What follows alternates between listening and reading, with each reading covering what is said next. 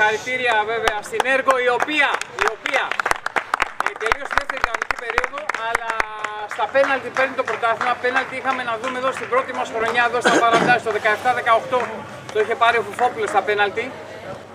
Η Έργο είχε πάρει το τελευταίο πρωτάθλημα πριν έρθουν εδώ. 16-17 στο Ρέντι και πάλι πρωταθλήτρια. Συγχαρητήρια. Πολλά συγχαρητήρια. Θέλω να ξεκινήσω ευχαριστώντας πάρα πολύ τους δύο διαιτητές μας, τους διαιτητές που περισσότερα διαιτήτευσαν και διεύθυναν εδώ και πολλά χρόνια συνεργαζόμαστε. Το Βασίλη Σκουμπουτή,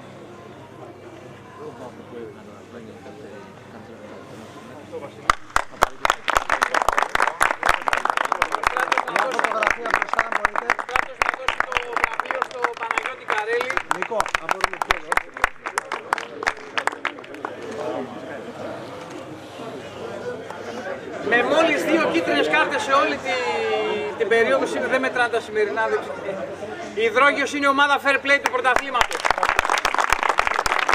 Για ομάδα θα παρακαλέσω τον Δημήτρη, όποιον θέλει να έρθει να παραλάβει το βραβείο. Ευχαριστούμε τον Γιάννη, που γενικά και σε επίπεδο καλής ατμόσφαιρας και κλίματος, η Υδρόγειος είναι μια ομάδα που έχω τα καλύτερα να πω, πραγματικά. Θέλω να καλέσω τον Δημήτρη Αναγνωστόπουλο να πάρει το βραβείο του καλύτερου τερματοφύλακα.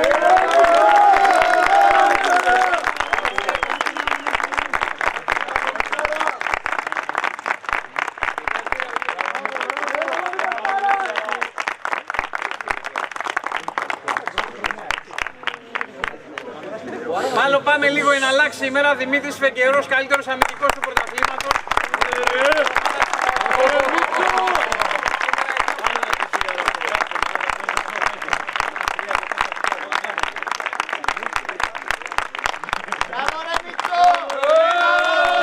Θα μείνουμε στην ίδια οικογένεια.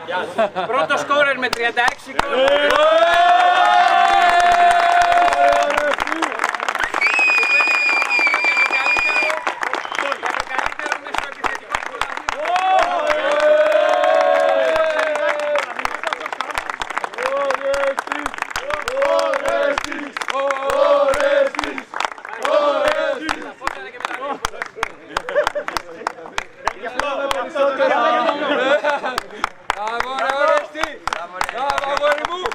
MVP του πρωταθλήματος. Καμιά φορά τον μπερδεύω με τον Άμπραμπατ, αλλά τελικά είναι ο Γιώργος Χορταριάς.